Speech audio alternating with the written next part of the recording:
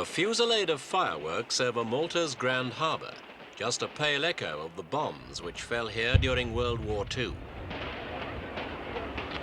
For the Prime Minister of Malta, Dom Mintoff, this was the celebration he'd waited 7 years for, the end of British military presence on the island. Yes! The firework display marked the end of almost 180 years of history. During that time, British forces and the Maltese islanders shared the defense of the world's most natural fortress.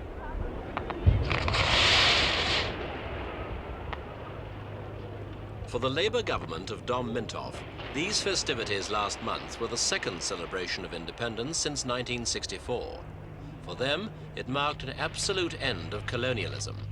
It resulted from Mr. Mintoff's negotiations 7 years ago when he made an agreement with the North Atlantic Treaty Organization, NATO.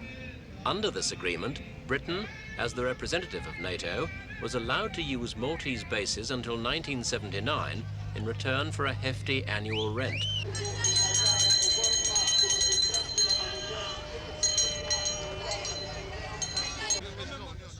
As Britain, Malta's friend since 1800, was bid farewell, Mintoff's new companion was ushered in, President Colonel Gaddafi of Libya. Mr. Mintoff's on good terms with his near neighbour, and he made him the honoured guest.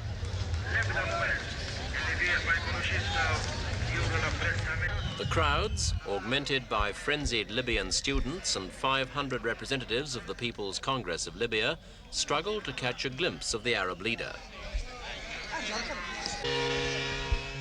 The Union Jack was almost down before the crowd seemed to notice. The only British representative in the foreground of the night's events was one Royal Navy seaman.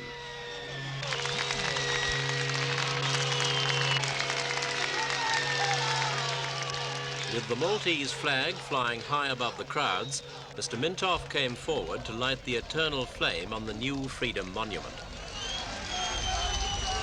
The way up to the top is rough, to symbolize Malta's difficult path to freedom. Colonel Gaddafi also had his share of the limelight. The crowd gave him a tremendous welcome, as well they might. The Libyan leaders promised unlimited aid to Malta.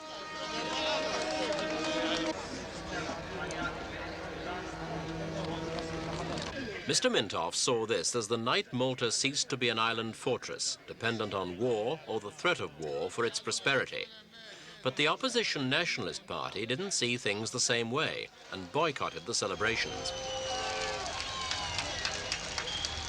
Although the closure of the British bases doesn't have the same significance as independence in 1964, it is the high point of Dom Mintoff's career as Prime Minister.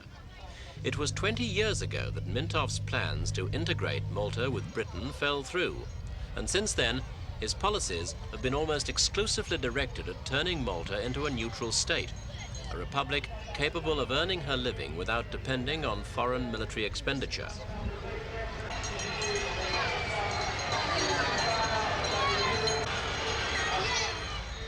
At the time of independence, the opposition party was in power, but 7 years later, Mintoff's Labour Party won the elections. After being re-elected in 1976, they began to renegotiate the status of Britain's military presence. At the end of bitter and protracted negotiations, the 7-year agreement was signed, allowing Britain, as NATO's representative, to stay until this year.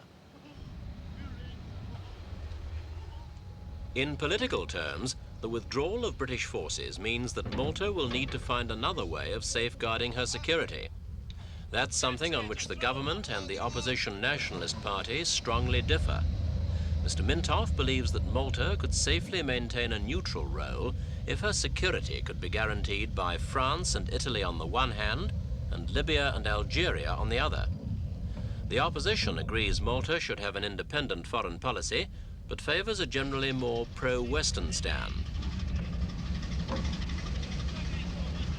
In economic terms, the British withdrawal means the loss of $70 million in revenue a year, half in rent for the base and half in British spending. That's a hard fact of life that tempered the mood of the people during the recent celebrations. Many of the quayside businesses, once popular with the Royal Navy sailors, are having to shut down, there simply won't be a big enough market anymore. The shopkeepers say that since 1964, they've been independent enough, and there's no need for a complete withdrawal. In many cases, opinions divide along the generation line. For older islanders, it marks the end of a reassuring link with an imperial power which provided their families with jobs and guaranteed their defense. The young tend to be proud that their tiny republic is standing on its own at last, but even they are somewhat uncertain about the future.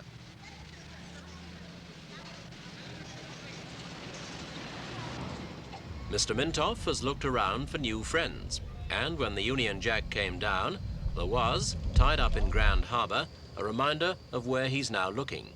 A cruise ship from Libya being used as a floating hotel for the 500 Libyans visiting Malta to join in all the celebrations.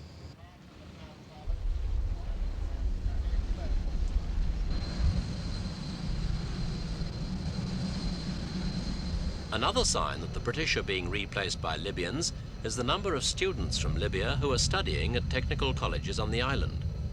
Barracks, which once housed British troops, are now a centre for these students. The friendly relationship with Libya is nothing new. Colonel Gaddafi made 3 official visits to Malta in 2 years. On his 3rd trip, in May 1976, Gaddafi warned the Maltese that the West was exploiting them and they must get rid of the foreign military bases. He offered his country's aid in helping Malta to gain her economic independence.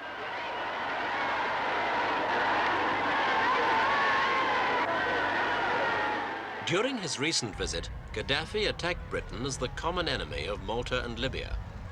He said the 2 countries must now join hands to aid the Palestinian people against Zionism and the reactionaries of the Arab world. He sees this as the best way for Malta to prove its new policy of neutrality. As well as financial aid, he's promised oil at competitive prices and other assistance through joint ventures. Yes, Gaddafi!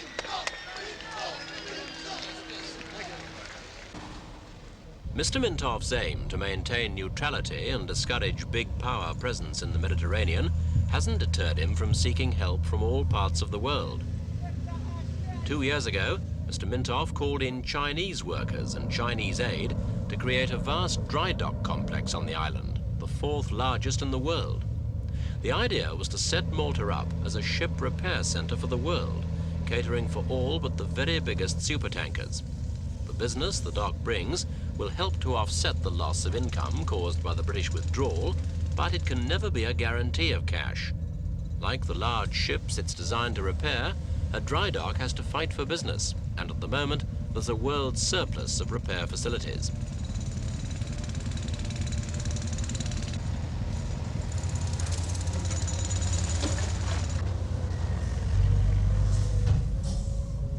The Red China dock is being built with an interest-free loan from Peking, the Chinese hoping that this will help counteract the increasing Russian presence in the Mediterranean. The Chinese workers have amazed the local people with their tremendous hard work, and the Maltese government has arranged for 400 Chinese to stay on after completion of the dock. Although it's unclear exactly how they'll be employed, it does emphasize Mr. Mintoff's determination to multiply his sources of economic help to avoid dependence on any one country.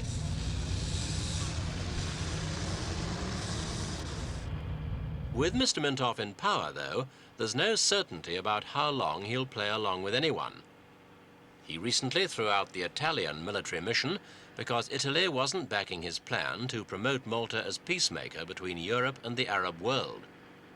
Mr. Mintoff had a vision of his island as a mediator between Europe and North Africa. He called it his Bridge of Peace plan. But neither Europeans nor Arabs want the Maltese to act as mediators, and the plan never got off the ground. Although no one appears to be unduly concerned about the island's neutrality, one group of people will in fact be keeping a careful eye on Malta, the NATO generals. Malta holds a valuable strategic position.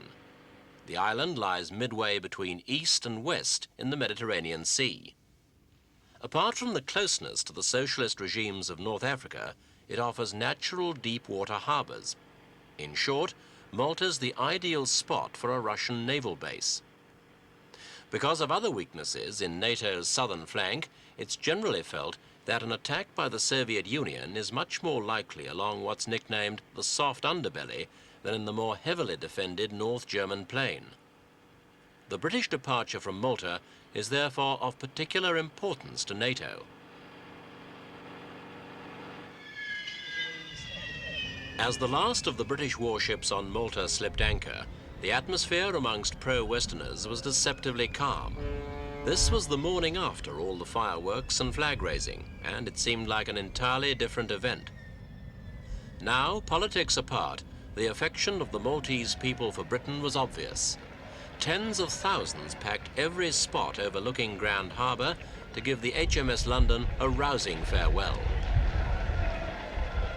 The important question that the HMS London leaves behind is, will Malta maintain her policy of non-alignment, or will Mr. Mintoff, for economic reasons, be forced to play a part in the balance of power between East and West?